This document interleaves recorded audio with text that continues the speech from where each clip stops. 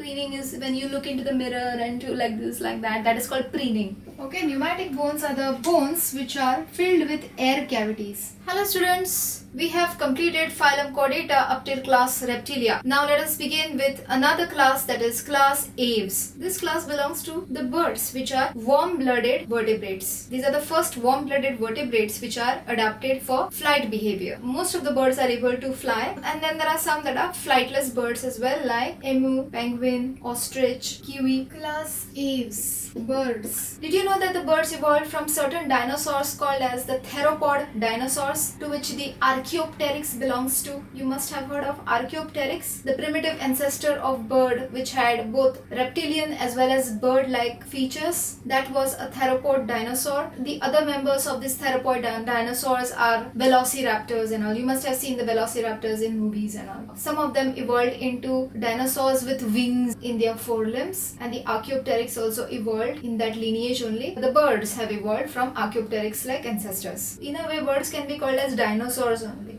You must have seen in movies and all some flying bird-like dinosaurs. Those are pterosaurs. The pterosaurs became extinct in the extinction period, and today's birds are not related to them. Today's birds are related to the theropod dinosaurs. These are said to be warm-blooded vertebrates with flight character. Habit and habitat. They are mostly aerial. Some are aquatic, like ducks. Some are terrestrial, for example, ostrich. Next point, most can fly, but there are flightless birds as well, which cannot fly. Example, ostrich, then penguin. Penguin is a bird, you know that, right? Kiwi, emu, rhea, etc. Birds evolved from theropod dinosaurs, to which Archaeopteryx belongs to. Archaeopteryx is said to be the primitive ancestor of birds, and it has both reptile plus bird features. You will be learning more about Archaeopteryx in 12th standard, so you better remember this name. Next, how is the body form of birds? The birds have a spindle shape, like a sweet potato, okay, spindle shape, tapering at both ends, narrow at the beak side and narrow at the tail side, and broad in the center. This makes them aerodynamically more efficient to cut through the air through which they have to pass. Or the streamlined shape, it is called spindle shape, also called as streamlined shape. Spindle shaped means narrow at beak end and tail end. It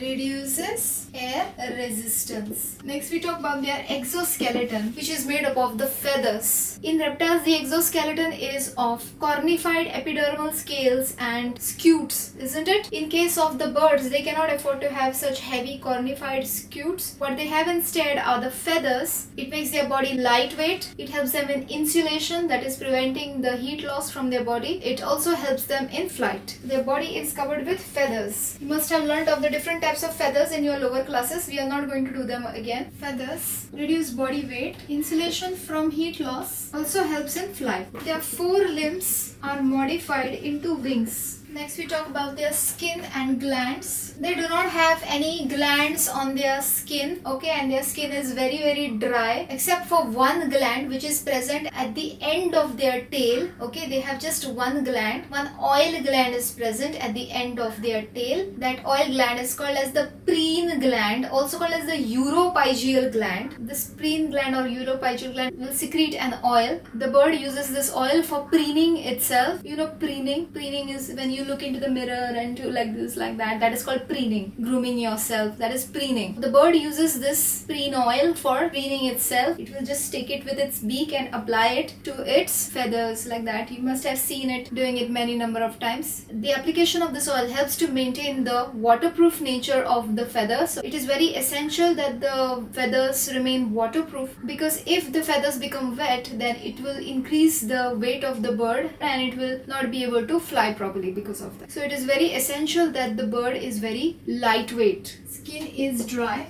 and without any glands. No sweat glands whatsoever, except Preen gland, also called as Uropygial gland, This word uro is associated with the tail because it is present on the tail. Located at the end of tail, secretes oil. Bird applies oil to feathers using beak. This helps to maintain waterproof nature of feathers. Also, there is a locking mechanism of feathers. Apart from the waterproof nature of feathers, there is also another locking mechanism of the feathers wherein the feathers are entangled with each other, and this process is completed by the bird when it is applying the oil. It tries to keep these feathers locked with each other, which helps it during flight. Let's talk about endoskeleton of the birds. The birds have a bony endoskeleton. Their skeletal system is going to be somewhat different from our skeletal system. First of all, their skull is a monocondylic skull. Our skull is a dicondylic skull. Even the reptiles had a monocondylic skull. They are cervical vertebrae. We have 7 cervical vertebrae. Cervical vertebrae are the ones that are present in the neck. Their cervical vertebrae can extend up to 25, as in the swan. Okay. Usually they have many cervical vertebrae, which enables them to look in all directions. The birds have a very flexible neck because of the many number of cervical vertebrae. The sternum, also called as the breastbone. In humans, the sternum is a flat bone. But in case of the birds, the sternum is modified into a V-shaped structure like this, and with the process on in front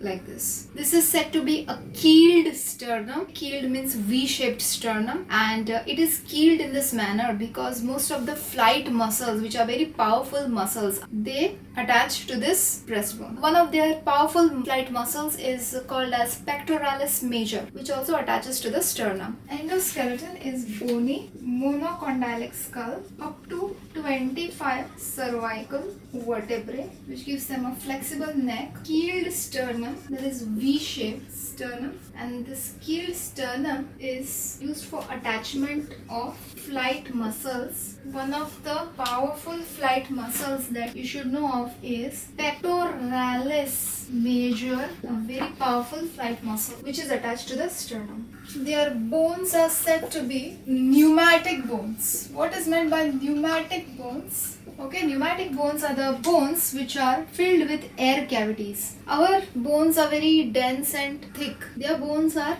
filled with air cavities and air pockets with a lot of network-like structures, okay, which gives them a lot of strength minus the density. What is the purpose? To keep their body light. These are filled with air cavities to keep body lightweight. Then, you know about sacrum, right? In the human skeletal system, 5 fused vertebrae form the sacrum. Their sacrum is fused with the lumbar vertebrae and some of their thoracic vertebrae and some anterior tail vertebrae as well to form a very big structure, bigger than the sacrum. This is called as Synsacrum that the birds have, and it helps them in the flight nature. Synsacrum present.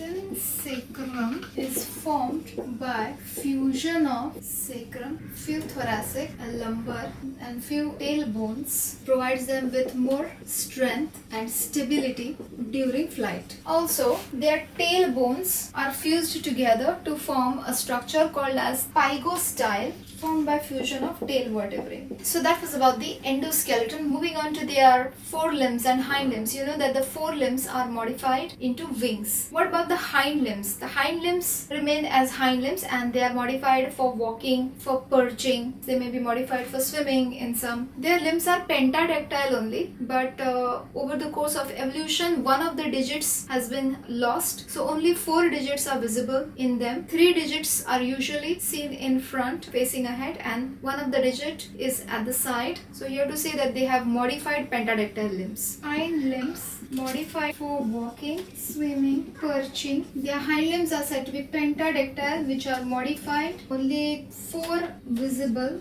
digits, 3 are forward and 1 is behind. Then we'll talk about this perching mechanism. There is something called as the perching mechanism in birds, wherein what happens, when the bird is sitting like that on a wire, automatically its digits are going to curl around that wire and it's going to grasp the wire or branch very tightly such that it does not fall off very easily. So that's called a perching mechanism. How is it able to get such a firm grasp on that wire? Apparently there is a ligament over here which gets pressed when the bird sits on the wire, and because of the pressing of the ligament, the digits automatically curl so that the feet can get a very firm grasp on the wire, and it will not be able to release this grip as easily. The bird needs to lift off its body weight in order to release this grip. So when it starts flying, its weight will come off. This ligament that was getting pressed will be loosened up and then the grip will be unlocked. This is known as the perching mechanism. The hind limbs show perching mechanism. When bird sits, the ligament gets pressed. The digits automatically